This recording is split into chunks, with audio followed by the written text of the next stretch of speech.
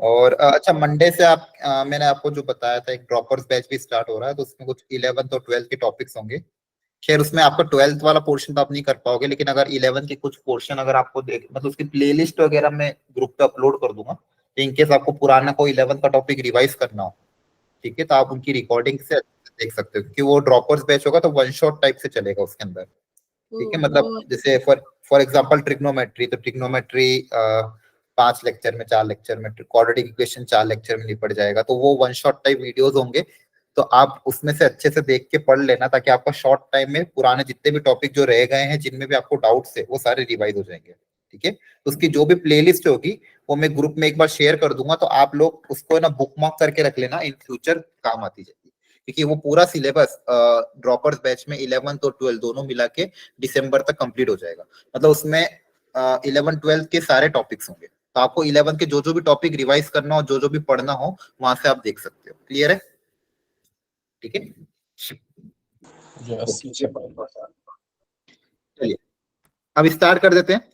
एक क्वेश्चन करते हैं, उसके बाद आगे बढ़ते हैं। तो लिखो, फाइंड द ग्रेटेस्ट टर्म, जो लास्ट क्लास में आपको पिछली क्लास में सिखाया था। Find the greatest term in the expansion of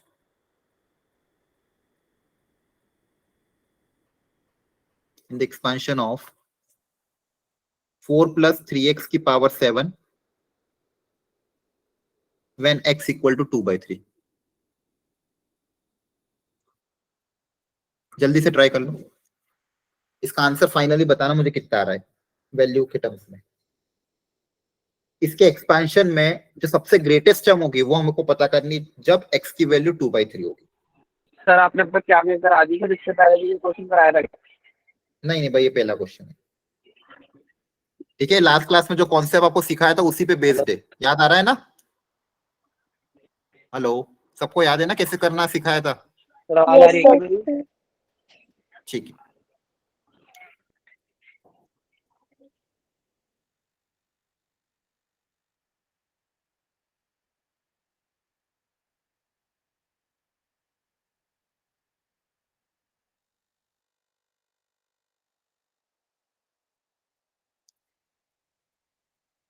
hello, सबको आवाज क्लियर है कि ब्रेक हो रही है क्या?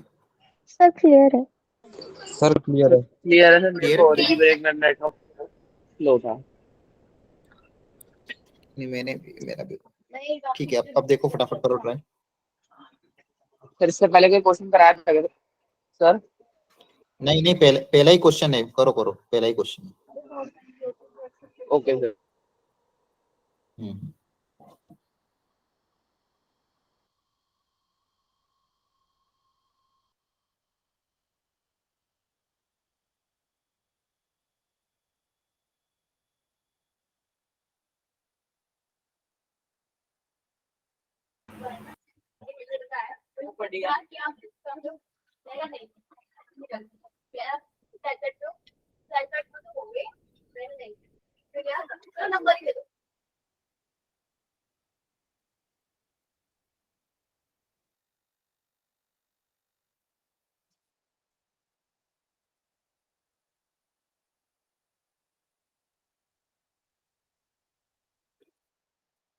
ऐसा कोई जिसको ये टाइप का क्वेश्चन करना नहीं आता है?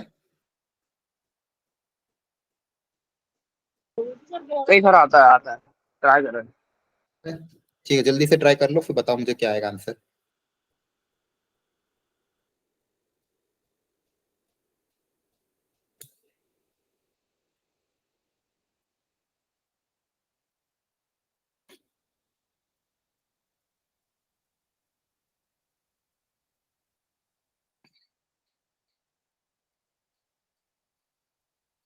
कल तो सबकी छुट्टी होगी ना स्कूल की?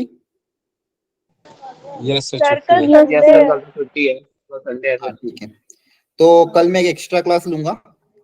ठीक है, हाँ सर, आप बताओ। लोगों की तो वो टाइमिंग ग्रुप पे मैं डाल दूंगा आप लोगों के। उसमें हम इसमें एक टॉपिक बचा है आपका बाइनोमियल का कोएफिशिएंट से रिलेटेड। एक मिनट म्यूट करो, बैकग्राउंड नॉइस किसका आ रहा है? ठीक है, बाइनोमियल कोएफिशिएंट से रिलेटेड एक टॉपिक है, और एक मल्टीनोमियल थ्योरम जो जेईई एडवांस में आता है, और एक दो टॉपिक और बाकी है। तो वो टॉपिक हम कल वाली क्लास में कवर कर देंगे। आज जितना होगा ठीक है, बाकी सब कल वाली एक्स्ट्रा क्लास में लगभग 1.5 से 2 घंटे की क्लास लूंगा, उसमें पूरा बाइनोमियल आपको वाइंड अप कर देंगे ताकि नेक्स्ट वीक से नया चैप्टर चालू हो। क्लियर है? तो कल एक्स्ट्रा क्लास जो भी होगी उसका टाइमिंग मैं ग्रुप में डाल दूंगा आपके, तो ध्यान से एक बार देख लेना, अभी रात को डाल दूंगा, ठीक है? Okay sir. Sir next test का सिलेबस क्या होगा? पीएनसी प्लस बाइनोमियल मिक्स, ठीक है, दोनों मिक्स है। 14 into कितना आ 40 रहा है? by 6. 14 into 40 final by 6. Value निकालो, वैल्यू। सर किसी का आंसर आया? जल्दी बताओ यस सर। कितना आ रहा है, सर बताओ। बहुत बड़ा आ रहा है, 35,840। नहीं 35, 80 की लाइन, 80,000 की लाइन में आएगा, 80,000 से थोड़ा ज्यादा, मतलब 80 to 85 था। हाँ बताओ। Anyone else? 86,000 16, very good. 86,016 आ रहा है। जल्दी से कर लेते, पहला स्टेप बताओ क्या रहता है इस टाइप के क्वेश्चन में, बोलो। किसका मिडिल रेशियो टर्म लेंगे? फाइंड करते हैं। ना मिडिल टर्म नहीं, ग्रेटेस्ट टर्म था, मिडिल टर्म वाला थोड़ी था। ग्रेटेस्ट टर्म मिडिल टर्म थोड़ी होता, ग्रेटेस्ट कोफिशिएंट होता तो मिडिल टर्म होता है। यहाँ पे क्या टर्म यूज किया? Greatest term. ग्रेटेस्ट कोफिशिएंट बोला था क्या मैंने? ग्रेटेस्ट कोफिशिएंट बोलता तो मिडिल टर्म आता। ग्रेटेस्ट टर्म निकालने का तरीका बताओ, क्या सिखाया था? Sir TR plus 1 upon TR greater than equal to 1. Very good. TR plus 1 upon TR equal to 1। अब जैसे लास्ट क्लास में प्रॉब्लम में हमारा अटक गया था कि वहां पे हमारा नेगेटिव टर्म आ रहा था, तो हमेशा अपन को क्या बनाना है? पॉजिटिव, क्योंकि हमको ग्रेटेस्ट टर्म निकालना है, इसलिए हम इसमें मॉड लगा देंगे, ठीक है? तो कभी भी कोई नेगेटिव टर्म हो तो उसको पॉजिटिव बनाते रहे, यहाँ पे दिक्कत नहीं है, लेकिन अगर नेगेटिव पे है तो उसको पॉजिटिव बना देना। अब यहाँ पे वैल्यू ऑफ एक्सप्रेशन लिख दो कि TR plus 1 निकालना आपको आता ही है। TR plus 1 का जनरल टर्म ऑफ द का फॉर्मूला क्या होता है? NCR x की पावर n माइनस r और y की पावर r। हाँ है ना? x प्लस वाई की पावर n का एक्सपांशन में जनरल टर्म ये होता है। सबको क्लियर है? बोलो। Yes, sir. तो यहाँ पे क्या हो जाएगा? Yes, 7CR फर्स्ट टर्म की पावर 7 माइनस r और सेकंड टर्म की पावर हो जाएगा r, और नीचे आ जाएगा 7C TR टर्म है तो यहाँ पे हो जाएगा r की जगह हो जाएगा r माइनस 1। फर्स्ट टर्म की पावर, इन दोनों का डिफरेंस 7 माइनस r प्लस 1, और second term that is 3x की पावर r माइनस 1। इसको आप इक्वेट कर दोगे 1 से, बस यहाँ पे सिंप्लीफाई कर दो कि आपको उस दिन बताया था इसका रेशियो कितना आता है? NCR upon NCR r minus 1 का ratio. n minus sir r आता है n plus 1 minus r upon में n upon r. upon में n r आएगा, n तो कट जाएगा ना हमेशा, ऐसे याद रखा पूरा। Yes, n फैक्टर तो हमेशा कट जाएगा ना, हमेशा बचेगा क्या? r ही बचेगा ना। n फैक्टर तो कैंसिल आउट हो जाएगा, बचेगा क्या? r। तो इन दोनों को अगर आप डिवाइड कर दोगे, ये एनसीआर अपॉन एनसीआर माइनस 1, इन दोनों का एक्सप्रेशन क्या आएगा? n माइनस n मतलब 7 माइनस r प्लस 1 अपॉन में r। एक तो ये बन जाएगा। यहाँ पे देखो ध्यान से, यहाँ पे 7 माइनस r है, यहाँ पे 7 माइनस r प्लस 1 है, मतलब नीचे एक 4 बचेगा कि ऊपर? सर नीचे नीचे एक 4, नीचे एक्स्ट्रा पावर है तो नीचे एक 4 बचेगा। यहाँ पे पावर r है, यहाँ पे पावर r माइनस 1 है, मतलब एक कम है तो ऊपर 3x बच जाएगा। हाँ है ना? Yes sir equal to 1। Very good. तो यहाँ से अगर आप पता कर लोगे x की वैल्यू पुटअप कर देना 2/3, 2/3 पुटअप करोगे तो ये 3 कैंसिल हो जाएगा, 2 आ जाएगा, 2 और ये 1/2, तो यहाँ पे आपके पास क्या बचेगा? 7, मतलब basically 8 minus r by 2r equal to 1। देख लेना कैलकुलेशन एक बार, यही आ रहा है? चेक करो सर ये आ रहा है। ठीक है। तो यहाँ से कितना आ रहा है फिर? कहीं मिस्टेक हुई क्या? एक बार देखो, n minus r plus 1 upon r, n मतलब 8 माइनस r अपॉन r। यहाँ पे x की जगह 2/3 रखोगे तो 3 कैंसिल, 2 1/2 1/2 r इक्वल टू 1। ठीक है, यहाँ पे मॉड लगाना है। हाँ, अब यहाँ पे देखो क्या expression, 8 minus r upon 2r। ठीक है, अच्छा मुझे बताओ ये पॉजिटिव रहेगा कि नेगेटिव?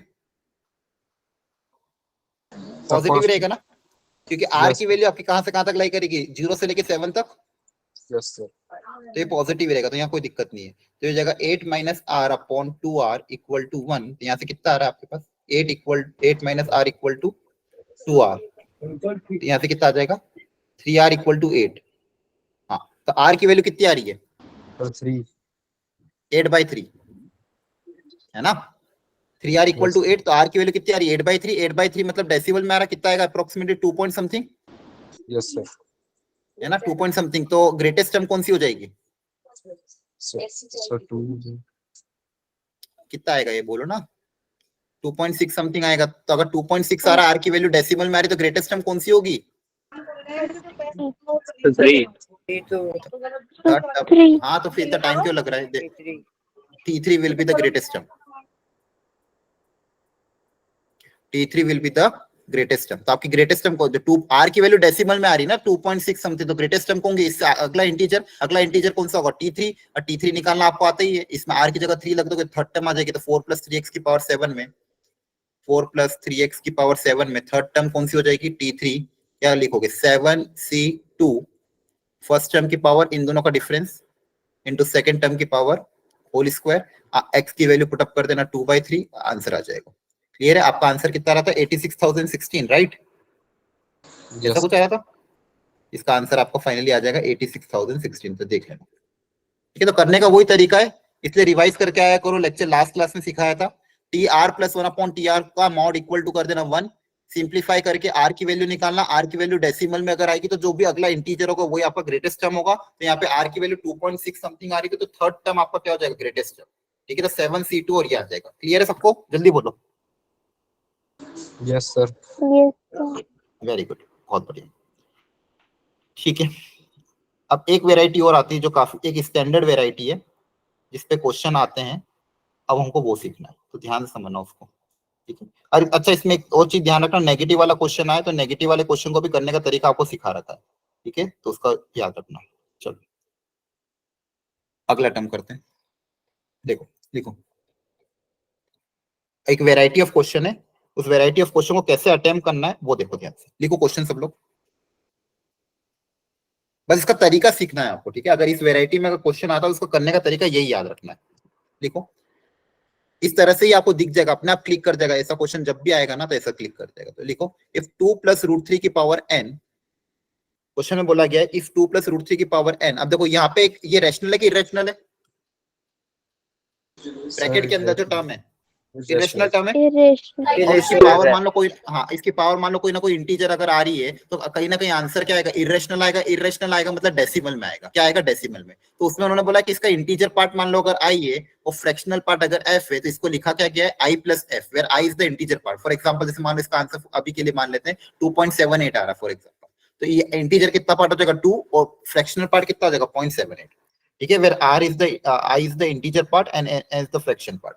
जबकि जो फ्रैक्शन पार्ट है मतलब ये 0 से 1 के बीच में, फ्रैक्शन पार्ट आपका क्या है? 0 से 1 के बीच में। तो आपको प्रूव करना है, शो दैट, अच्छा क्वेश्चन है, शो दैट। लिखो फर्स्ट पार्ट कि जो i होगा ना, ये जो इंटीजर पार्ट आ रहा है ये एक ऑड इंटीजर आना चाहिए। i इज एन, इस क्वेश्चन के हिसाब से जो i जो इंटीजर पार्ट आएगा इसका एक्सपेंशन का, यहाँ क्या आएगा? ऑड आएगा। n की वैल्यू कुछ भी हो, i हमेशा ऑड आएगा, पहली बात। और सेकंड पर आप ये प्रूव करना है कि ये जो i है, ये i + f into i - f, इस एक्सप्रेशन की वैल्यू आपके पास 1 आनी चाहिए। ये दो पार्ट आपको प्रूव करना है, ठीक है। तो ये एक तरह का स्टैंडर्ड क्वेश्चन आ गया, मतलब एक वेराइटी ऑफ द क्वेश्चन आता है इस टाइप का। तो उसमें क्या दिया गया आपको? 2 + √3 की पावर n, ये कुछ ना कोई एक्सपेंशन होगा जिसमें कुछ ना कुछ इंटीजर पार्ट होगा, कुछ ना कुछ फ्रैक्शनल पार्ट होगा, ठीक है। इसको i + f के टर्म्स में लिख दिया है। तो पहली बात आपको ये प्रूव करनी है कि जो इंटीजर पार्ट है वो एक ऑड नंबर होगा, ये प्रूव करना है। एंड सेकंड बात ये प्रूव करनी है कि i + f into i - f की वैल्यू 1 होगी, ये प्रूव करना है। क्या यहाँ तक क्लियर है? क्वेश्चन क्लियर है? Yes sir. Yes, sir. Yes sir. अब देखो, इस टाइप के क्वेश्चन को करने का एक स्टैंडर्ड तरीका होता है। वो स्टैंडर्ड तरीका क्या होता है उसको ध्यान समझना, ठीक है। तो हम क्या करते हैं, ऐसे टाइप के क्वेश्चन में एक और टर्म अज्यूम करते हैं। जैसे यहाँ पे आपको क्वेश्चन में क्या गिवन है? 2 + √3 की पावर n। क्या गिवन है? 2 + √3 की पावर n। तो मैं एक और एक टर्म अज्यूम करूंगा, इसी का नेगेटिव है, मतलब इसी का कॉन्जुगेट पार्ट, 2 - √3 की पावर n मैंने अज्यूम किया, ठीक है। अब इससे फायदा क्या होगा वो आपको मैं सिखाता हूँ धीरे धीरे। 2 - √3 की पावर n अज्यूम किया। अच्छा मुझे ये बताओ, ये जो वैल्यू आएगी ये वैल्यू कैसी होगी? क्या ये ग्रेटर देन 1 होगी, Irrational. 1 होगी? Sir, सोच के ये बताओ। स्मॉलर देन 1 होगी। 1 से छोटी नहीं सर, होगी। ग्रेटर देन 1 होगी। sir सोचो greater सोचो सब than लोग, Smaller than 1 होगी। greater than सोचो, दिमाग लगाओ। सर 1 से सर छोटा होगा smaller ना? than 1। sir greater होगा। बड़ा 2 होगा। - √3, सर स्मॉल देखो होगी रूट 3 की स्मॉल सुनो ध्यान से, हाँ 2 माइनस रूट थ्री मतलब 1.732 समथिंग है ना, मतलब ये वैल्यू कहीं ना कहीं डेसिमल में आएगी, ठीक है। अब डेसिमल के हाँ डेसिमल में कोई भी नंबर उसकी आप पावर कितनी भी बढ़ाते जाओ ये नंबर और रिड्यूस होता जाएगा, है ना। Yes sir. समझ में आ रहा है सबको, मतलब ये नंबर जो भी आएगा एक्सप्रेशन एन की वैल्यू कितनी भी क्यों ना हो, ये आंसर हमेशा 0 और 1 के बीच में आएगा। क्या ये बात समझ में आती है, क्योंकि ब्रैकेट के अंदर टर्म डेसिमल में। क्लियर है सर ये सबको? हर केस में होगा?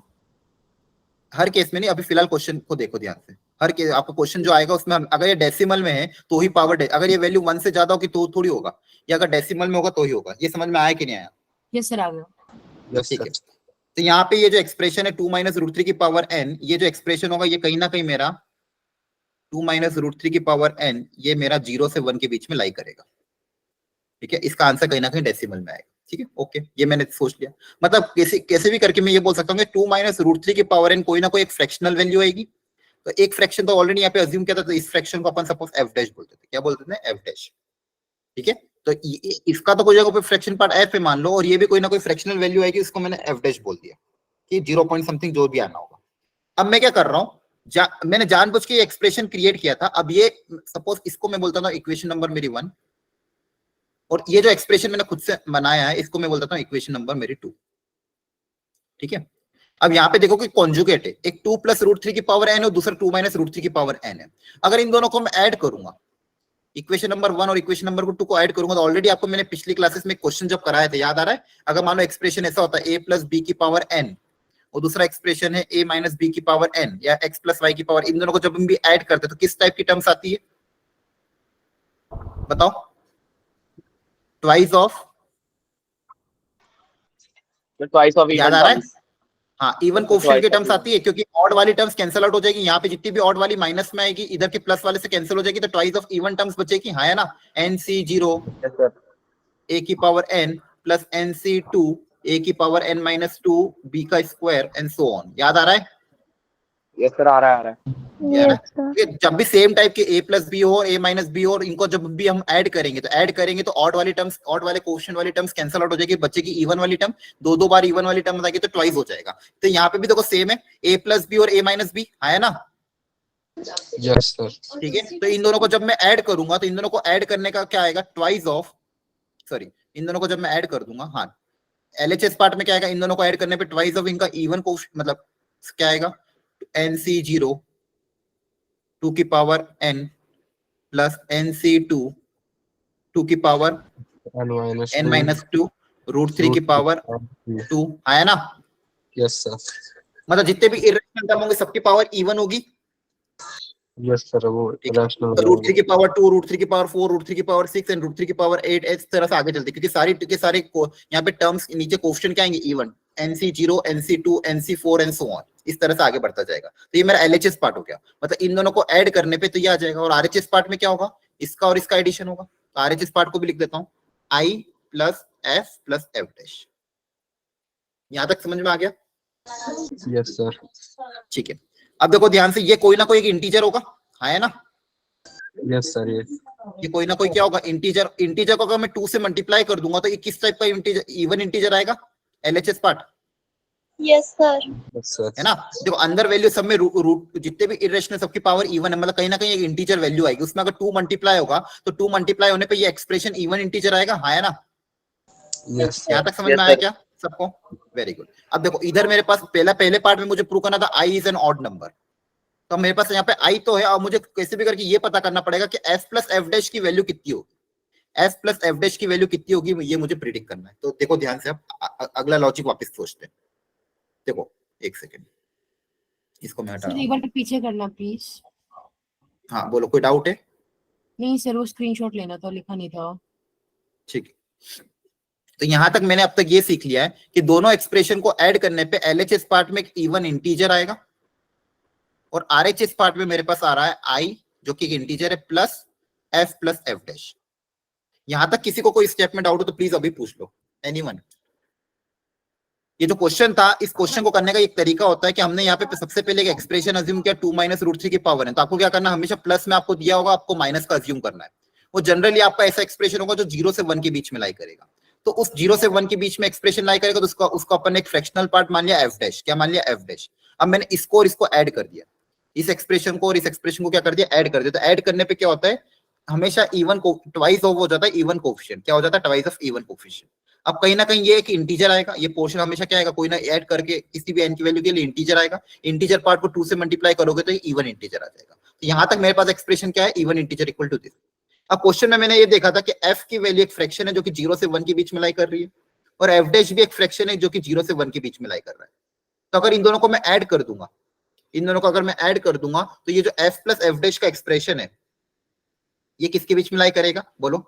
सर 0 से 2 के बीच में। हाँ, 1 और 1 ऐड हो जाएंगे तो 0 से लेके 2 के बीच में ऐड होगा, है ना। f प्लस एफ डैश किसके बीच में लाई करेगा? 0 से 2 के बीच में। अच्छा, अब दूसरा लॉजिक यहाँ पे ये बोल रहा है कि ध्यान सुनना कि RHS पार्ट में, LHS पार्ट में तो एक इंटीजर आंसर है, यहाँ पे एक इंटीजर है, तो RHS में भी इंटीजर होना चाहिए। अब ये तो इंटीजर है, अब मतलब अगर LHS RHS को इक्वल होना तो मतलब इसकी वैल्यू भी एक इंटीजर आनी चाहिए, हाँ है ना।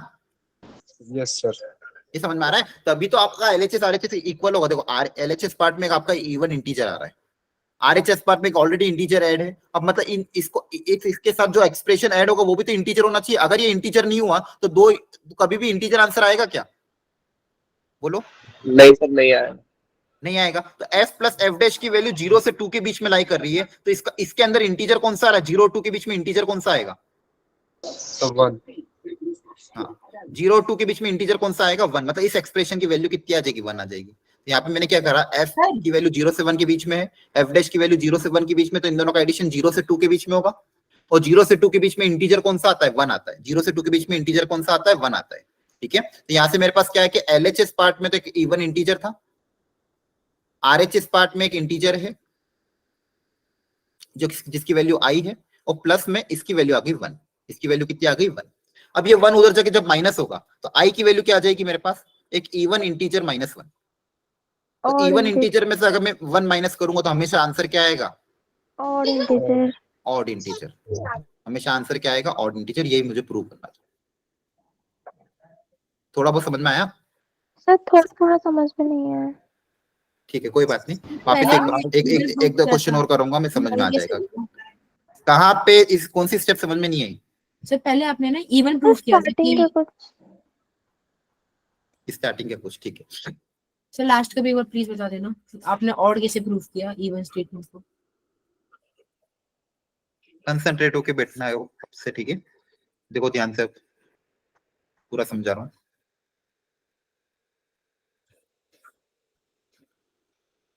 चलो इसमें रबी कर दिया मैंने, वापिस से यहीं पे ले लेता इससे। ठीक है, देखो ध्यान से। अभी क्वेश्चन में प्रूव करना था कि ये क्वेश्चन में दिया हुआ था कि ये है जो पार्ट, ये कोई ना कोई एक इंटीजर होगा और उसमें एक फ्रैक्शनल पार्ट होगा। मतलब इसका जो वैल्यू होगा उसमें कुछ ना कुछ इंटीजर पार्ट होगा, बचा हुआ फ्रैक्शनल पार्ट होगा। तो मुझे प्रूव करना था, फर्स्ट पार्ट में प्रूव करना था कि आई को प्रूव करना था ऑड। आई को प्रूव करना कि जो आई होगा ये ऑड इंटीजर होगा, ये प्रूव करना था। तो मैंने क्या किया? ओके, मैंने एक एक्सप्रेशन अज्यूम किया, इसी का कॉन्जुगेट 2 माइनस रूट 3 की पावर n मैंने अज्यूम किया। अब मैंने ये बोला कि ये डेसिमल में होगा, क्योंकि ये वैल्यू डेसिमल में, उसकी पावर में n कुछ भी रखूं ये डेसिमल होगा। तो डेसिमल को मैंने फ्रैक्शनल पार्ट होगा तो फ्रैक्शनल को f डैश बोल दिया। क्या बोल दिया? f dash. यहाँ तक क्लियर है? Yes sir. ठीक है, अब मैंने क्या करा? इन दोनों को ऐड कर दिया। इन दोनों को क्या कर दिया? ऐड कर दिया। तो ऐड करने पे क्या होगा? इन दोनों का एडिशन आएगा 2 प्लस रूट 3 की power n plus 2 minus root 3 की पावर n, इन दोनों का एडिशन। और इधर क्या आएगा? i plus f plus f dash. ठीक है, अब यहाँ पे अगर आप ध्यान से देखोगे इन दोनों एक्सप्रेशन को जब अपन ओपन करेंगे तो पहले वाला एक्सप्रेशन में क्या क्या टर्म आएगी? एक करके लिख देता हूँ। nc0 2 की पावर n प्लस nc1 2 की पावर n माइनस 1 रूट 3 की पावर 1 एंड सो ऑन।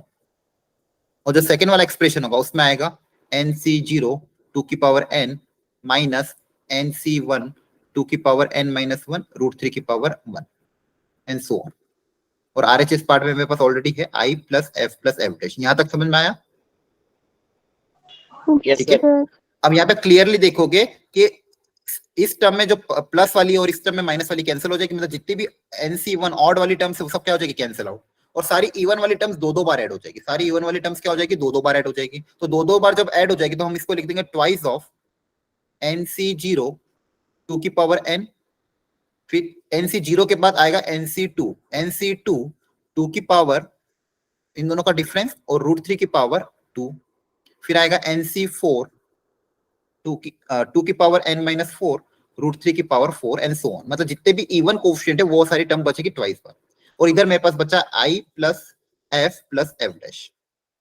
अब इसके बाद मैंने ये लॉजिक बताया था कि ये जो ब्रैकेट के अंदर टर्म है ये कहीं ना कहीं एक इंटीजर आएगा, क्योंकि इसमें सारी टर्म जितनी भी इरेशनल पड़े उसका सबका स्क्वायर हो रहा है, पावर 4 आ, तो ये इसकी वैल्यू कोई ना कोई एक इंटीजर आएगी, हाँ या ना? Yes, sir. बोलो। उस इंटीजर में अगर 2 मल्टीप्लाई हो जाएगा तो आंसर कैसा आएगा? Even integer. Yes, मतलब sir. LHS अच्छा, पार्ट, आ गया। LHS पार्ट मेरा एक इवन इंटीजर है और RHS पार्ट में दिया I प्लस F डैश। ठीक है, यहां तक मैं आ गया था क्वेश्चन। अब मुझे प्रूव करना था कि I की वैल्यू एक ऑड इंटीजर होगी, तो मैंने क्या करा इसके बाद, मैंने ये बोला कि अच्छा मेरा F जो है वो तो 0 से 1 के बीच में लाई कर रहा है, F डैश जो है वो भी 0 से 1 के बीच में लाई कर रहा है, क्योंकि दोनों फ्रैक्शन है। तो इन दोनों को अगर मैं ऐड कर दूंगा तो F प्लस F डैश का जो एक्सप्रेशन होगा वो मेरा कहीं ना कहीं 0 से लेके 2 के बीच में लाई करेगा। ठीक है, यहां तक मेरे पास एक चीज आ गई। दूसरी चीज मैंने अभी जो प्रूव करी थी उसमें मैंने ये बोला था कि LHS पार्ट में एक इवन इंटीजर है, मतलब कोई ना कोई इवन इंटीजर होगा, 2 4 10 8 इस तरह से, और RHS पार्ट में आ रहा है एक integer part plus F dash. तो कहने का मतलब ये है कि अगर LHS में इंटीजर है और RHS में ये भी इंटीजर है तो इसको भी इंटीजर होना पड़ेगा, तभी तो 2 इंटीजर का आंसर इंटीजर आएगा, हाँ है ना? Yes sir. बोलो। ये एक इंटीजर है, ये एक इंटीजर है, तो इसको भी बाय डिफॉल्ट इंटीजर होना ही पड़ेगा, तभी तो आंसर एडिशन का आंसर इंटीजर आएगा। यहाँ पे ये इंटीजर है तो इसमें एक इंटीजर ऐड होगा तभी तो आंसर इंटीजर आएगा। ये बात समझ में आती है कि नहीं आती? जल्दी बोलो। यस सर, आ गया। जिसको डाउट है वो पूछ लो अभी, नहीं तो अगर ये यहाँ पे डाउट हो तो अभी पूछो। ये भी इंटीजर होगा, ये बात समझ में आई? जल्दी बोलो। Yes, sir. Clear है। F प्लस F डैश भी एक इंटीजर होगा। अब F प्लस F डैश एक इंटीजर होगा और जिसकी वैल्यू 0 से 2 के बीच में लाई कर रही है। अब 0 से 2 के बीच में इंटीजर पार्ट कौन सा है? 0 से 2 के बीच में इंटीजर, ओपन ब्रैकेट है, तो 0 से लेके 2 के बीच में इंटीजर कौन है? एक ही इंटीजर है, 1, हाँ है ना? 0 से लेके 2 के बीच में एक ही इंटीजर है 1, मतलब कहीं ना कहीं इसकी वैल्यू कितनी आएगी? 1 आएगी। तो मेरे पास फाइनली एक्सप्रेशन क्या आ गया? एक even integer is equal to LHS part में जो इवन इंटीजर आएगा उसकी वैल्यू I प्लस 1 होगी। I प्लस क्या होगी? 1। अब ये प्लस 1 उधर जाके क्या हो जाएगा? -1। तो इवन इंटीजर, किसी भी इवन इंटीजर में से एक -1 होगा, इक्वल टू बचेगा I। तो बेसिकली इवन इंटीजर में से -1 करोगे तो ये आंसर क्या आएगा? ऑड इंटीजर आएगा। Yes, sir. हाँ है ना? Equal to I। तो ये I मेरा ऑड इंटीजर है, ये मेरा प्रूव है। क्लियर हो क्या? Yes, sir. ठीक है, वेरी गुड। आते बीच में तो फिर हम इसको कैसे करते हैं? क्या हो गया? सर अगर इसमें नहीं मिडिल में ना, दो क्वेश्चन इंटीजर। ऐसा बनेगा ही नहीं। ठीक है, आपका क्वेश्चन हमेशा ऐसे ही बनेगा कि आपका एक ही इंटीजर आएगा, 2 इंटीजर आएंगे, फिर 2 केस बनाना पड़ेंगे, फिर उसके तो 2 केस बन सकते हैं। क्लियर है? आपका जो क्वेश्चन Okay, क्रिएट होगा वो इसी तरह से क्रिएट होगा कि इसकी एक ही वैल्यू आएगी। अगर 2 वैल्यू आएगी तो फिर क्वेश्चन उस हिसाब से मॉडिफाई होगा। ठीक है, आपका आएगा हमेशा एक ही वैल्यू। यहाँ तक क्लियर हो गया? सर 2 वैल्यू वाले क्वेश्चंस नहीं आएंगे? नहीं आएंगे, घबराओ मत। लेकिन जो सिखा रहा हूँ वो तो सीखो पहले। ये समझ में आ रहा है? यस सर, आ गया ये वाला। ठीक है, अगर मान लो 2 वैल्यू वाले आएंगे तो मैं करूंगा ही ना। अगर मान लो Okay, sir. जेई में 2 वैल्यू वाले क्वेश्चन अगर आएंगे तो मैं करूंगा इसे। तो अपने टीचर पर भरोसा रखो। ठीक है, Yes, sir. तो आपको, हाँ, तो अगर मान लो पिछले 10 साल के क्वेश्चन मुझे पता है क्या क्या है, अगर ऐसा कोई क्वेश्चन होगा तो ऑफकोर्स मैं आगे जाके करूंगा, लेकिन फिलहाल आपके पास अभी यही क्वेश्चन आएगा। क्लियर है सबको? Yes sir. ठीक है, अब अगला जो पार्ट है, सेकंड पार्ट में पूछा था I plus m two I minus f की वैल्यू 1 प्रूव करनी है। अभी तक अपन ने क्या निकाला? I plus f into I minus f निकालना है हमको। क्लियर है? अब देखो यहाँ पे I प्लस एफ मतलब ये है और I माइनस एफ क्रिएट करना है। अब ये कैसे सोचे? सर अगर हमें ये बताए कि f और f डैश का जो मतलब सम था वो और था, मतलब i हमारा और था, f प्लस एफ डैश 1 है, और नहीं 1 है। हाँ, तो f प्लस f डैश हमारा सर 1 थे, तो सर हम f को ये लिख सकते हैं ना कि f dash 1 minus f dash is equal to f हो गया सर। अगर हम यहाँ हाँ, लेकिन मुझे प्रूव ये करना है ना, I plus f into I minus F. यहाँ पे f डैश तो कुछ भी नहीं आ रहा है सर। ट्रांसपोज नहीं कर सकते हम, क्योंकि पार्ट के बेसिस पे तो हम कर सकते हैं ना। क्या ट्रांसपोज? तो जैसे हमने प्रीवियस उसमें हमने ये एक बार दिखा रखा है कि f प्लस f डैश जो है वो 1 के बराबर है प्रीवियस, मतलब हाँ, ए पार्ट में। सर तो हम हाँ, ए पार्ट के रेफरेंस में ये कह सकते हैं ना कि f जो होगा हमारा वो 1 माइनस f डैश हो जाएगा। f प्लस एफ डैश 1 है तो f आपका 1 माइनस एफ डैश हो जाएगा। फिर यस सर। हाँ सर। अब सर अब हम इसमें वैल्यू पुट करके मल्टीप्लाई कर देते हैं।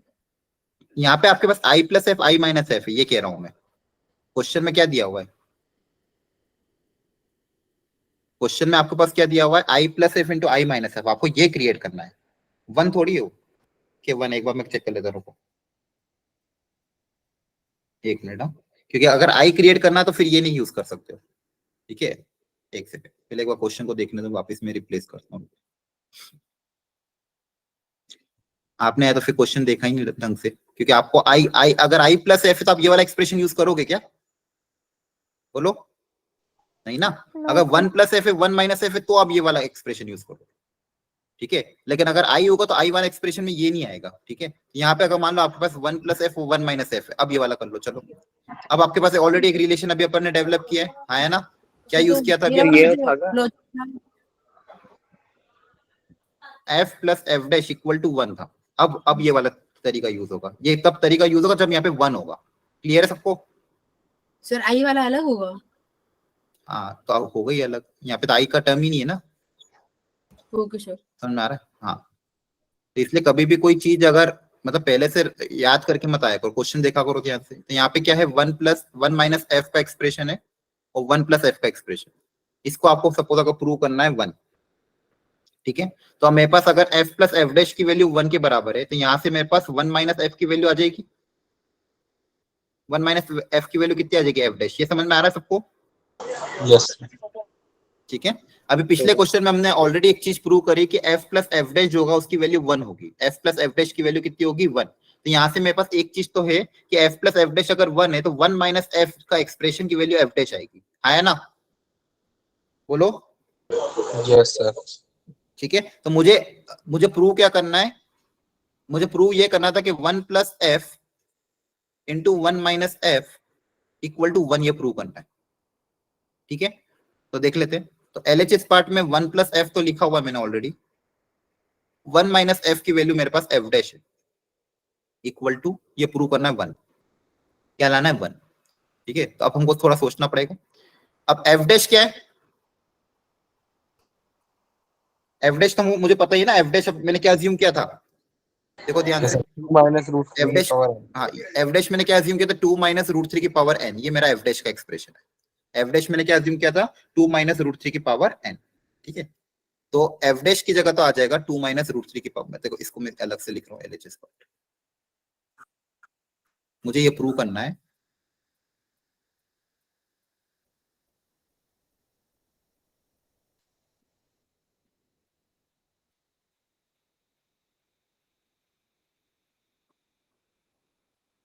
तो वन प्लस एफ और one minus F, one minus f की जगह आ जाएगा एफ डैश,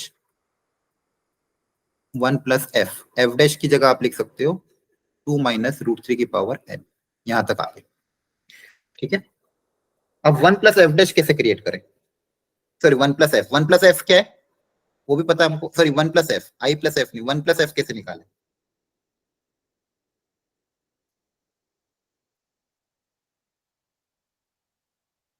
बताओ।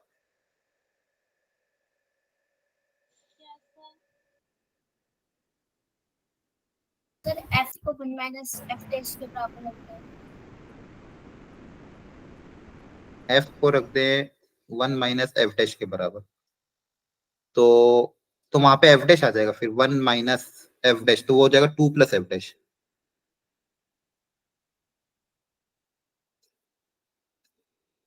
अच्छा, आप ये कह रहे हो कि एफ की जगह मैं रख दूं अगर one minus F dash. Sir एक क्वेश्चन था हाँ बोलो। सर, अगर हम वन प्लस एफ और वन माइनस एफ को मल्टीप्लाई करते हैं तो सर ये वन माइनस एफ स्क्वायर बनेगा। हाँ हाँ, तो सर एफ स्क्वायर, तो जैसे हमने पिछले केस में पता लगा कि सर एफ जो है वो तो आपका सर जीरो, जीरो से हाँ, लेके टू के बीच में लाई कर रहा है। एफ तो सर जीरो अगर से हम वन के बीच में लाई कर तो रहा सर है, एफ एफ एफ जो है तो वो सर जीरो से वन एक के ही बीच में लाई। पॉसिबल वैल्यू होती है फिर तो हाँ एफ हाँ, की। अगर एफ जीरो होता है तो सर तभी बना सकता है, वरना तो बना ही नहीं सकता सर। बिल्कुल बिल्कुल बिल्कुल। यहाँ पे कहीं ना कहीं या तो क्वेश्चन में मिसप्रिंट है, एक बार रुको मैं जो क्वेश्चन में चेक करना, क्योंकि ये जो एक्सप्रेशन है, ये एक्सप्रेशन आपको वन माइनस समथिंग आएगा जो कि डेसिमल है, तो वन माइनस डेसिमल पार्ट कभी भी वन प्रूव नहीं हो सकता, ठीक है। एक बार रुको, इसको मुझे वापस क्रॉस चेक करने दो।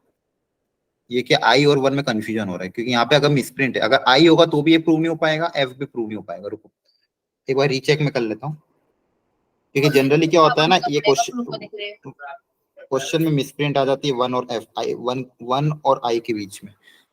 हाँ ये जो पहला वाला पार्ट है बच्चों, ये आई थिंक आई है, हाँ ये आई है, ये फर्स्ट वाला पार्ट आपका आई है, सेकेंड वाला पार्ट आपका one minus F.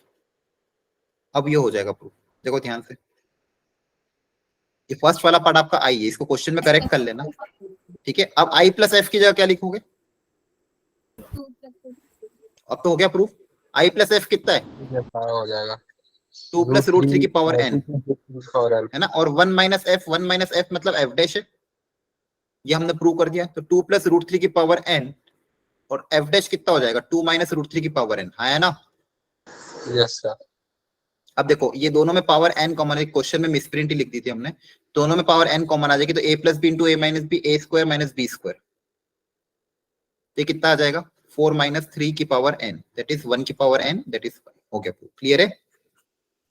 Yes actually था कुछ भी नहीं, बस sir, यहाँ पे sir. मिसप्रिंट चल रही थी, वन वन होता तो भी ये प्रूव नहीं हो पाता, दोनों आई होते तो भी प्रूव नहीं आता, एक आई है और दूसरा वन है, तो ये थोड़ा ध्यान रखना, ठीक है। क्वेश्चन में मिसप्रिंट थी, मतलब यहाँ पे बुक में भी मिसप्रिंट थी जहां से क्वेश्चन लिया था मैंने, तो आई प्लस एफ और आई माइनस एफ है, ठीक है।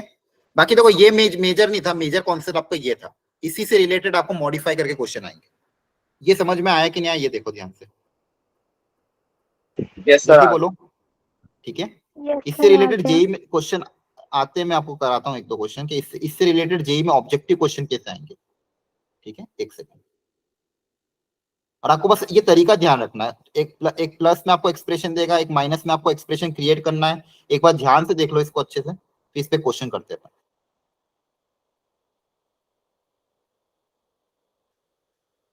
लास्ट ईयर एक आया था एक्चुअली, तो वही मैं एक बार ढूंढ रहा हूँ, पिछले साल एक क्वेश्चन पूछा गया था इसी रिलेटेड,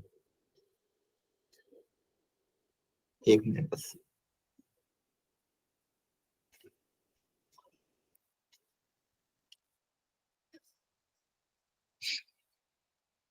आपको बस है ना तरीका ये ध्यान रखना है, इसमें बस थोड़ी बहुत वेराइटी और आती है, इसी वेराइटी के टाइप से क्वेश्चन आते हैं। लास्ट ईयर एक क्वेश्चन आया था, बस मैं वो निकाल रहा हूँ, आपको वो करा रहा हूँ, ठीक है।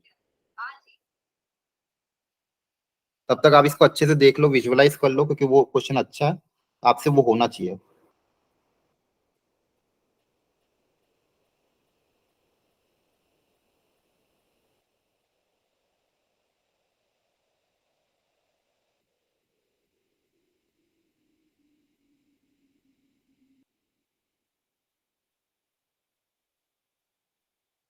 ठीक है, हाँ ये रहा, लिखो क्वेश्चन,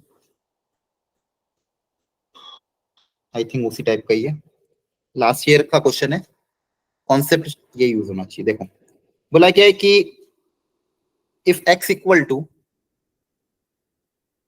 3 प्लस रूट 3 प्लस 1 की पावर 5, एक बाइनोमियल एक्सपांशन है, इसमें x को बोला गया है let x equal to root 3 plus 1 की पावर 5। तो क्वेश्चन में पूछा गया है then find its integer part, find its integer part. इसका मतलब क्या है, जैसे अगर मान लो इसकी वैल्यू 7.8 है, तो इंटीजर पार्ट क्या हो जाएगा, बोलो।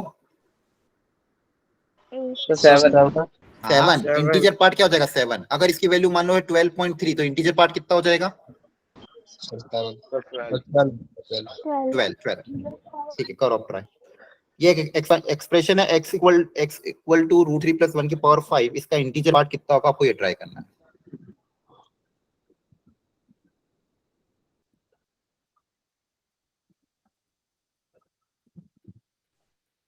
सर इंटीजर पार्ट का सम फाइंड करना है।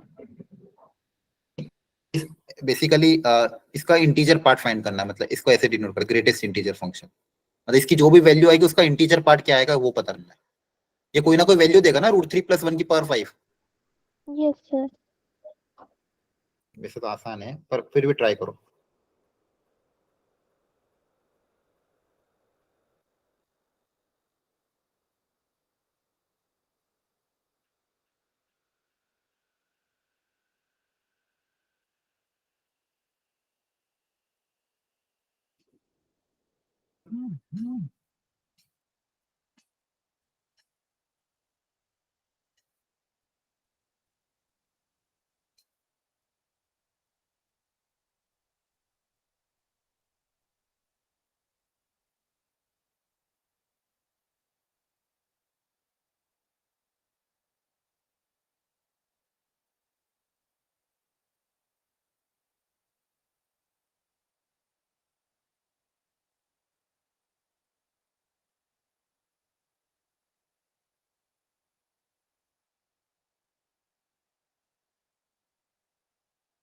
किया ट्राई, बताओ सर डी ऑप्शन।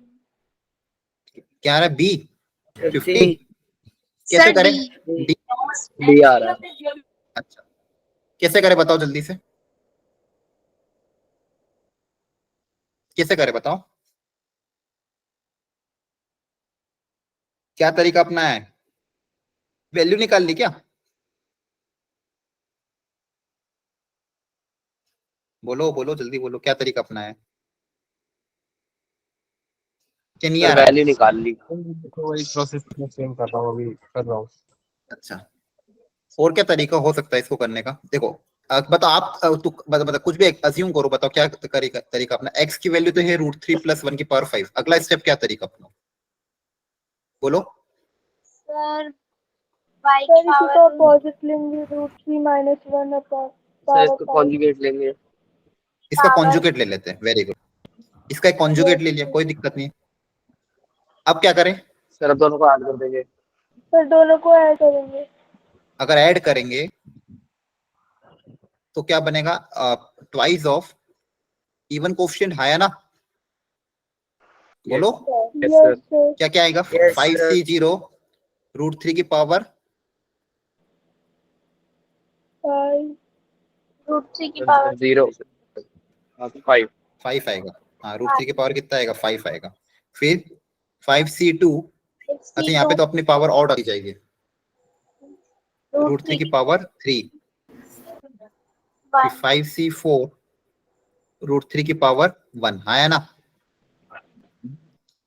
तो एक्स प्लस वाई की वैल्यू आपके पास ये आएगी, तो बेसिकली एक्स प्लस वाई का एक्सप्रेशन ये आ रहा है, मतलब जो आप बोल रहे हो वही मैं ट्राई कर रहा हूँ, ठीक है, करके देखते क्या आ रहा है, 5c0 की तो वैल्यू 1 आएगी, √3 की पावर 5 कितना आएगा,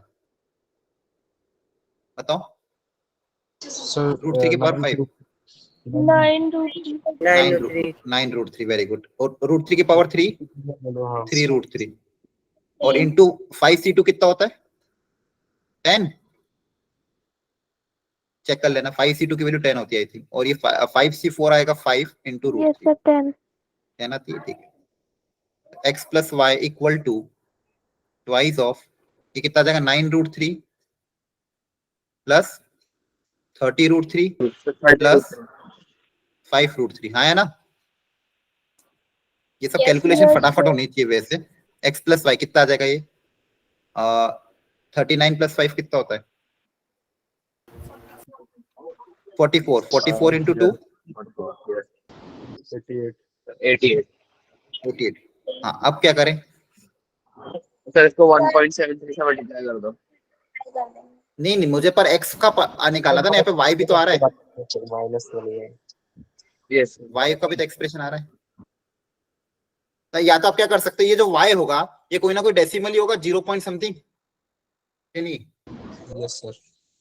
या जो वाई होगा ये 0 से 1 के बीच में लाई करेगा, यस सर। क्योंकि ये 1.7 माइनस मतलब 0.7 की पावर 5, मतलब 0 से 1 के बीच में कोई ना कोई वैल्यू होगी, आप चाहो तो ये भी कर सकते हो, 88 को 1.73 से मल्टीप्लाई करके इसका इंटीजर पार्ट निकाल लोगे, यस सर। Yes sir. कितना आ सर वो रहा एक्स था, आएगा 88 इंटू 1.73 कितना आएगा अप्रोक्सीमेटली, अगर ऐसे लॉजिक लगा के करे तो 88 इंटू 1.73 तो अराउंड 152.2 आएगा, सर 152 आ गया। हाँ 152.2 आएगा, अगर इसको मतलब यहाँ से डायरेक्ट भी कर सकते हो 152.2, उसमें से डेसिमल पार्ट सब्सट्रैक्ट हो तो इसका इंटीजर पार्ट कितना आएगा 152 आएगा, है ना, यस सर। और दूसरा तरीका क्या था, एक और, अगर मान लो आपको वैल्यू ही निकालनी हो तो एक बार आपने एक्स प्लस वाई किया, एक बार अगर एक्स माइनस वाई निकाल देते तो क्या होता, अगर डिफरेंस लेता तो क्या होता, ट्वाइस ऑफ ऑड कोएफिशिएंट वाली टर्म आती, नहीं डिफरेंस लेते तो इवन वाला कट जाता, ऑड कोएफिशिएंट आते ना, 5c0 की जगह क्या आता, 5c1 √3 की पावर, इन दोनों का डिफरेंस 4, 5c3 √3 की पावर 2, और क्या आता 5c5, है ना,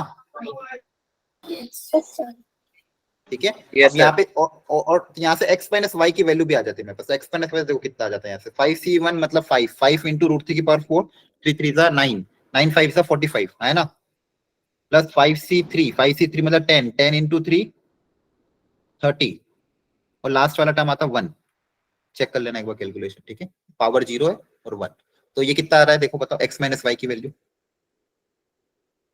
सर 152 कितना आ रहा है? 152 नहीं पक्का? ये इन दोनों का एडिशन कितना आ जाएगा? 30 प्लस 45 152 1। 52 52 ठीक है, तो अब x plus Y X minus Y इन दोनों को ऐड करेंगे तो x आ जाएगा। सर 152 होगा ना? अरे डिफरेंस पूछ रहा हूँ मैं आपको, x माइनस वाई 152 आ रहा है। यस सर सर 152 आएगा। ठीक है, एक बार करके देख लेता हूँ। 45 plus 30 sir plus sir 76 into 76। 252। ठीक है 152। तो अब इन दोनों का क्या लेना, डिफरेंस ले लेना। x प्लस वाई पता है, x माइनस वाई पता है, डिफरेंस ले लोगे तो आपके पास क्या आ जाएगा, x आ जाएगा, ट्वाइस ऑफ x। फिर 2 से डिवाइड करोगे तो x ऐड की नहीं वैल्यू आ करना जाएगी। होगा सर? एडिशन हाँ ऐड कर देना, सॉरी ऐड कर देना। तो ऐड करना करके 2 से डिवाइड करोगे तो आपके पास x आ जाएगा। ठीक है, सर 44√3 प्लस 76।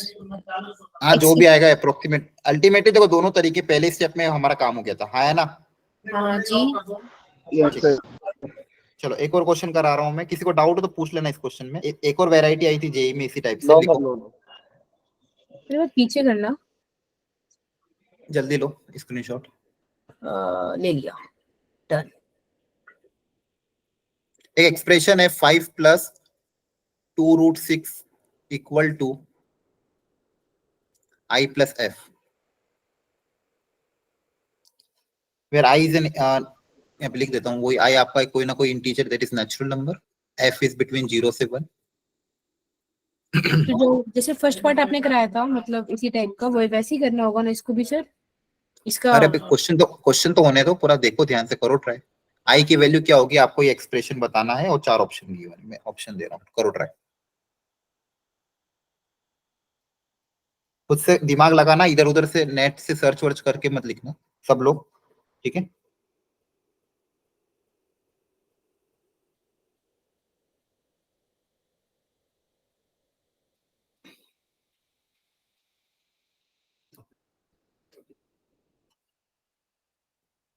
जल्दी ट्राई करो, चार्जिंग चार्जर।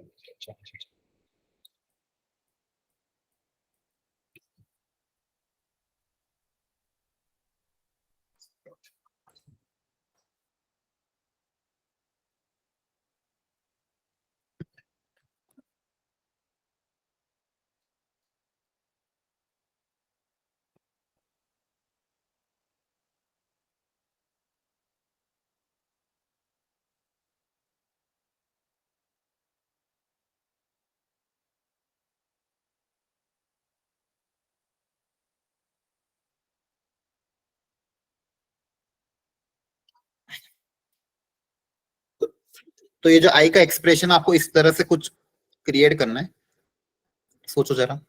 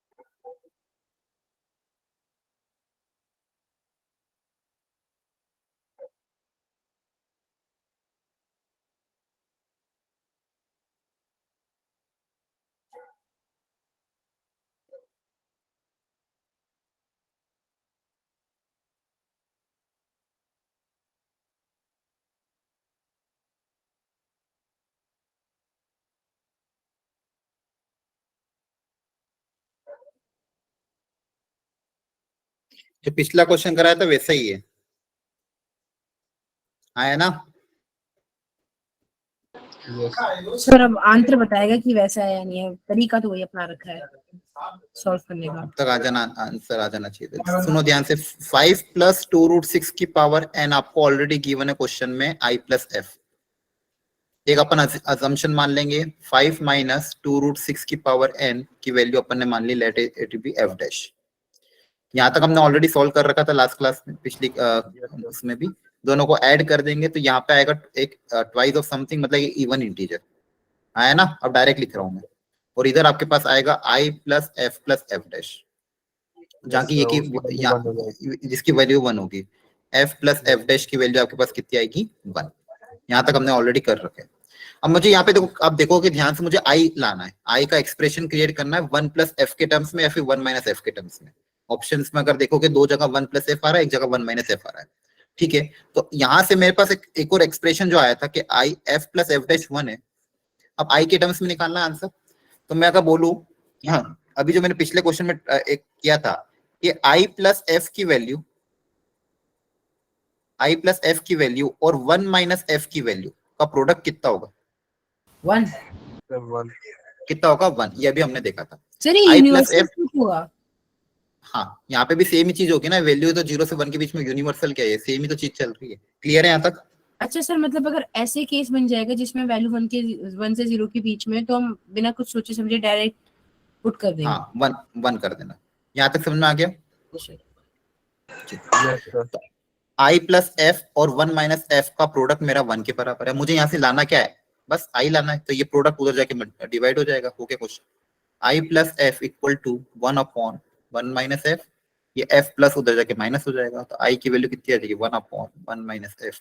मतलब बस दूसरी तरीके से क्वेश्चन आया था और कुछ भी नहीं, अल्टीमेटली करना वही था। आया ना? समझ में आया ना? ये प्रोडक्ट में था, ये उधर जाके डिवाइड हो गया, ये +f था, उधर जाके -f हो गया, बस कुछ भी नहीं किया मैंने। तो मतलब दो ठीक है, चीजें तो नोट कर ध्यान, ले सर ये। सर एक ये वाली हाँ इसलिए मैंने आइडेंटिटी आपको, और एक ऊपर वाली हाँ आइडेंटिटी। हाँ बस वो याद कर लो या फिर समझ लो। इसलिए मैंने कहा था कि इस टाइप के क्वेश्चन को करने का ये तरीका होता है। अलग अलग वेराइटी में बस अगले अलग अलग साल अलग अलग क्वेश्चन पूछे गए थे। एक साल अब आपके साथ ये पूछ लिया था कि r × 1 - मतलब बेसिकली इसी तरह से पूछा गया था। ये प्रोडक्ट पूछ लिया था एक बार, इनका प्रोडक्ट कितना होगा, जो कि 1 होगा, और वो क्या आएगा, ऑड आएगा कि इवन आएगा, तो हमने प्रूव कर दिया ऑड आएगा। और दूसरा एक्सप्रेशन ये पूछा, बाकी करने का तरीका तीनों में क्या था, सेम ही था। क्लियर है? ओके वेरी गुड, बहुत बढ़िया। तो यहाँ तक हमने क्लियर कर लिया। नहीं खत्म नहीं हुआ, बाकी अभी। तो मैं आपको जो बोल रहा था एक चीज कि हाँ 2-3 चीजें मुझे शेयर करनी थी। एक तो कल एक्स्ट्रा क्लास आपके साथ होगी। दूसरा जो मैंने आपको बोला है कि जिनके भी बैकलॉग में पुराने चैप्टर रह गए हैं, तो अभी जो ड्रॉपर्स बैच की क्लास चलेगी, आप उसमें लाइव तो अटेंड नहीं कर पाओगे, लेकिन उसकी यूट्यूब रिकॉर्डिंग मैं आपको शेयर कर दूंगा। तो उसकी यूट्यूब रिकॉर्डिंग अच्छे से घर पे सुन के और वहां से क्वेश्चन की प्रैक्टिस करके अपनी मॉड्यूल को अटेम्प्ट कर लेना। उस यूट्यूब रिकॉर्डिंग में मॉड्यूल का डिस्कशन भी होगा, ठीक है। जो मॉड्यूल आपको मतलब बेसिकली जो सॉफ्ट कॉपी आपके पास ऑलरेडी बिटली लिंक में है अवंती वाली, उन्हीं मॉड्यूल का डिस्कशन वहां पे भी चलेगा। तो आप कभी भी आपको कोई भी चैप्टर पुराना रिकैप करना हो 11th का, तो आप उन रिकॉर्ड, अभी तो उसमें टाइम लगेगा, अभी चलते चलते टाइम लगेगा, तो हो सकता है 1-2 महीने बाद वो चीजें क्या कहते हैं फ्लो में आ जाए। दूसरी चीज, अभी आपकी बैच रीशफल हुई है थोड़ी बहुत, तो जो मैक्सिमम जो इस बैच के बच्चे वो तो इसी में ही है ज्यादातर, लेकिन कुछ और बच्चे भी, मतलब अभी आपकी नहीं हुई है, दूसरे बच्चों की हुई है। तो जो बच्चे दूसरी बैचेस में थे, जिनका परफॉर्मेंस अच्छा था, अटेंडेंस अच्छा था, वो इस बैच में भी और ऐड होंगे, ठीक है। And third thing is that कि मैं जो कि आपको मैं बोल रहा था ना, ड्रॉपर्स बैच चालू होने वाला है। तो ड्रॉपर्स बैच अगर जैसे मंडे से स्टार्ट हो जाएगा, तो मोस्ट प्रोबेबली मेरे सारे लेक्चर उधर ही जाएंगे। तो हो सकता है आपको निशा मैम पढ़ाए, ठीक है। तो आप उनको अच्छे से उन लेक्चर को भी अटेंड करना, ठीक है। कंटेंट वाइज चीजें, कंटेंट अच्छा, कंटेंट यही रहेगा, उनको मैं कंटेंट प्रोवाइड करा दूंगा, उन्हीं कंटेंट से वो आपकी क्लासेस लेगी, ठीक है। तो उसमें कोई दिक्कत नहीं आएगी। बाकी अगर आपको फिर भी ज्यादा प्रॉब्लम आती है तो फिर आप मुझे बता देना। सर क्या हमारी क्लासेस कौन लेंगे? क्या हुआ? हाँ कभी कभी रिवीजन क्लासेस में जो आती है, हाँ, हो सकता है। सर हाँ बोलो। सर जैसे अभी मेरा जैसे बैच शिफ्ट नहीं हुआ, मैं अभी भी G2 में हूँ, तो अभी मतलब सबका होगा या फिर कुछ ही बच्चों का होगा?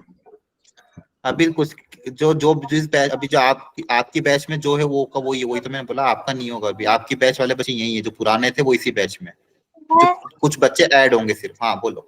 Okay sir. मेरा पहले G1 था, G5 में हो गया।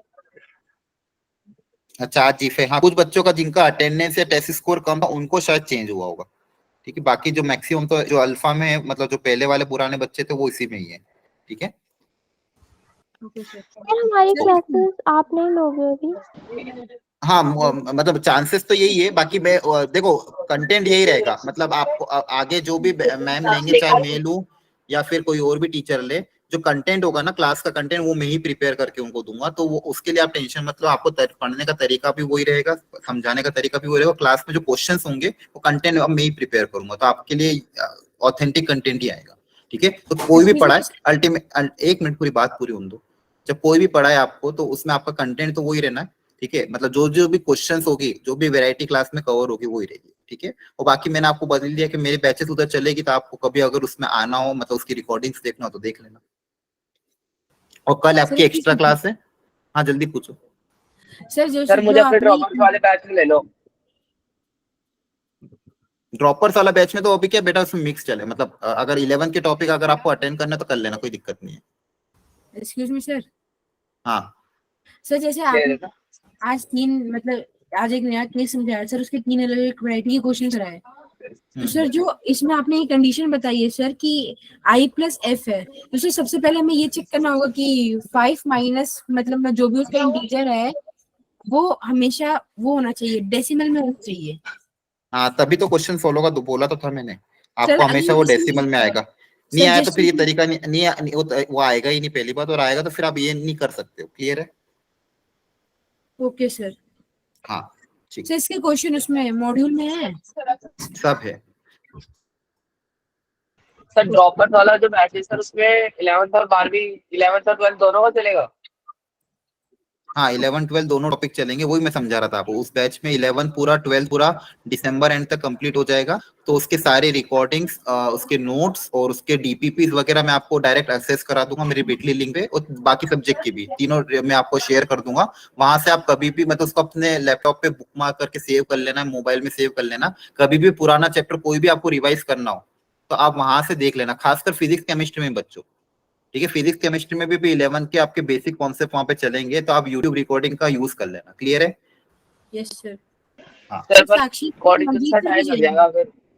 रिकॉर्डिंग तो और जल्दी हो जाएगी ना, 1.5 स्पीड में देख लेना क्लास के कंपैरिजन में। ठीक है, रिकॉर्डिंग से कर लोगे तो जल्दी हो जाएगा आप, क्योंकि आपकी स्कूल भी तो रहेंगे, आप दिन भर थोड़ी अटेंड, उनकी क्लासेस मॉर्निंग में होगी। ठीक है, एक दिन में उनकी 4 लेक्चर लगेंगे एक्चुअली, 1.5 घंटे के 4 लेक्चर चलेंगे, और आप इतना अटेंड नहीं कर पाओगे ना। सर अगर कोई अटेंड कर सकता है तो उसको लिंक मिल सकता है? अटेंड फिर रेगुलर नहीं कर पाओगे ना, रेगुलर अटेंड करने के लिए आपको हर दिन स्कूल छोड़ना पड़ेगा।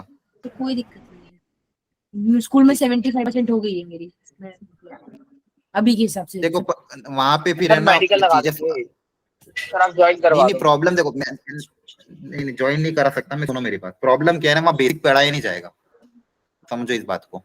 ठीक है, आप लोग वो ऑलरेडी पढ़ के आए हुए हैं बच्चे जिन्होंने जेई का एग्जाम दिया हुआ है ना, तो उनको हम बेसिक्स नहीं कराएंगे, डायरेक्ट मतलब कॉन्सेप्ट पढ़ाएंगे थोड़ा स्पीड में, फिर क्वेश्चंस कराएंगे। तो वहां पे आपके मैं बेसिक डाउट क्लियर नहीं कर पाऊंगा अगर आप वहां पे बेसिक डाउट पूछोगे तो, समझ पा रहे हो? इससे उनकी क्लास डिस्टर्ब होगी, इसलिए मैंने, हाँ हाँ कोई बात नहीं, ऑन रहने दो।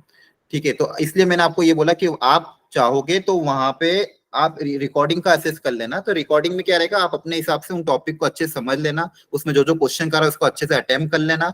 1.1 स्पीड में देखना या फिर 1.5 स्पीड में देखना, उसको देख लेना, वहां से क्वेश्चन अटेम्प्ट कर लेना। क्लियर है? ठीक है ना? हाँ ठीक है, तो बाकी आपकी ये आपको ये वाली क्लासेस तो रेगुलर करनी है, क्योंकि यहाँ पे आपका कोई भी चैप्टर, जैसा अगला चैप्टर आपका कॉम्प्लेक्स नंबर स्टार्ट होगा, तो आप कॉम्प्लेक्स नंबर छोड़ नहीं सकते। कॉम्प्लेक्स नंबर बहुत डिटेल में, बहुत डीप लेवल पे आपको पढ़ाया जाएगा। मंडे से आपका कॉम्प्लेक्स नंबर स्टार्ट हो जाएगा। ठीक है, तो कॉम्प्लेक्स नंबर को अच्छे से आपको कवर करना है। ठीक है, एक एक चीज आपको बहुत डिटेल में कवर कराई जाएगी, तो इन क्लासेस को मिस नहीं करना है। यहाँ पे आप कोई भी छुट्टी नहीं मारोगे। ठीक है, क्योंकि आप अगर आपकी अटेंडेंस कम हुई तो फिर आपको ग्रुप से भी शायद हटा दे। ठीक है, तो अल्टीमेटली आपको यहाँ की अटेंडेंस अच्छे से रखनी है, टेस्ट पार्टिसिपेशन अच्छे से रखना है, और एक एक क्लास को प्रॉपर्ली अटेंड करना। जो भी क्लास के डाउट हो पूछना है बिना डरे, चाहे कोई भी सब्जेक्ट हो।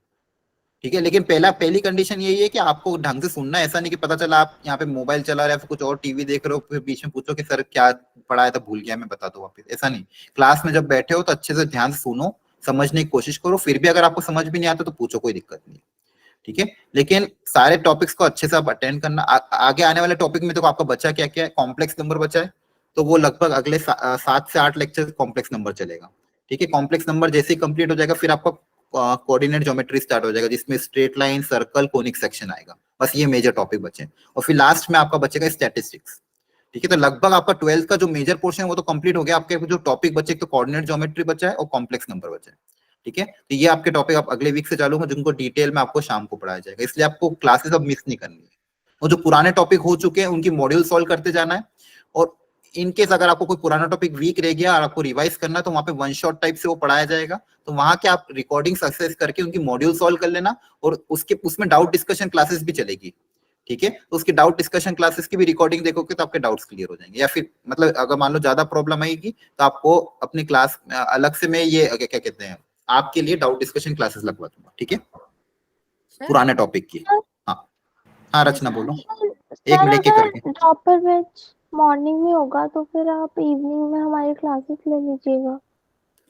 नहीं एक्चुअली मॉर्निंग में प्रॉब्लम ये आ रहा है ना, मॉर्निंग में फिजिक्स और केमिस्ट्री, 2 केमिस्ट्री चलेगा और एक फिजिक्स चलेगा, तो उनके स्लॉट ऑलरेडी मॉर्निंग में, और मुझे मेरे इवनिंग में एक तो ड्रॉपर बैच रहेगा और 12th का बैच रहेगा, ठीक है। ऐसा नहीं है, देखो मैं ट्राई बीच बीच में आपका लेक्चर, ऐसा नहीं कि पूरी तरह से मैं उधर चला जाऊंगा, बीच में जैसे जो भी स्लॉट्स मेरे खाली होंगे उन लेक्चर में मैं आपको वो टॉपिक पढ़ाऊंगा। दूसरी चीज, एक चीज और ये करूंगा, आपका जो मॉड्यूल डिस्कशन का पार्ट है, क्योंकि देखो मॉड्यूल में मान लो 200 क्वेश्चन है, तो मॉड्यूल डिस्कशन आप अच्छे से कर लेंगे। अगर मॉड्यूल डिस्कशन में भी मैं अगर आपकी क्लास ले लूंगा तो उसमें हर चीज का कॉन्सेप्ट अपने आप कवर हो जाएगा, क्लियर है। तो आपके हर चैप्टर की मॉड्यूल डिस्कशन में कर दूंगा, ठीक है। सर जैसे अभी Okay. जेई एडवांस की क्लासेस आप ले रहे थे तो हमारी क्लासेस नहीं ले पा रहे थे, तो वो टॉपिक्स अभी भी मतलब क्लियर नहीं हो पाए थे, जैसे दूसरे अच्छा टीचर्स अच्छा, ने लिया था पुराने तो वाले। वो क्लियर नहीं हो पाए थे। Yes sir. सर तो फिर टेक्निक डिफरेंट हो जाता है तो फिर क्लियर नहीं हो पाते हैं। नहीं नहीं देखो, इस बार मैंने वही समझाया ना आपको, आपको जो कंटेंट रहेगा वो मैं कंटेंट में खुद ही बना रहा हूँ, ठीक है। तो आपको अब दिक्कत नहीं है कि पहले मेरे पास टाइम नहीं था, लेकिन अभी टाइम है तो कंटेंट में बनाऊंगा। इसी इनकेस ज्यादा दिक्कत आएगी तो वापस बता देना, आ जाऊंगा मैं पढ़ाने, ठीक है। Okay sir. हाँ अभी कोशिश तो करो, ऐसा नहीं है कि वो टीचर ऑलरेडी वो टीचर्स भी पढ़ाते हैं, ओपन बैचेस पे भी वो टीचर्स लेते हैं, अच्छे टीचर हैं, ठीक है। कंटेंट में मैं आपको उनसे प्रोवाइड करा दूंगा। दूसरी चीज, अल्टीमेटली आपका जो डाउट डिस्कशन का पार्ट है ना वो मैं ही लूंगा हर बार, मॉड्यूल डिस्कशन का पार्ट मैं लूंगा, तो उसमें सारी चीजें कवर हो जाएगी। क्योंकि अगर आपने मॉड्यूल अच्छे से कर लिया, मॉड्यूल का डाउट डिस्कशन कर लिया ना, सबसे इंपॉर्टेंट चीज वही होता है, ठीक है। कोई भी चैप्टर के लिए अगर आपका मॉड्यूल आपका कंप्लीट है और उसका आपने डिस्कशन कर लिया तो वो हो जाएगा आपका अच्छे से, ठीक है। तो इन 2 चीजों का आपको ध्यान रखना है कि मॉड्यूल टाइमली अटेम्प्ट, चाहे कुछ भी हो जाए मॉड्यूल आपको छोड़नी नहीं है। तो अगर मॉड्यूल आपने अच्छे से करी ना तो फिर आपको कोई दिक्कत नहीं आएगी कभी भी। तो अपनी जो पीएनसी की मॉड्यूल है वो मैं डिस्कस करूंगा, बाइनोमियल की मॉड्यूल भी अभी अपन को करनी है डिस्कशन, ये 2 मॉड्यूल अपन को करना है, ठीक है। तो ये पोर्शन और साइड बाय साइड आपको कॉम्प्लेक्स नंबर चलता रहेगा, ठीक है। तो मॉड्यूल का डिस्कशन मैं आपकी एक्स्ट्रा क्लास ले लेके करूँ, क्लियर है सबको। Yes sir.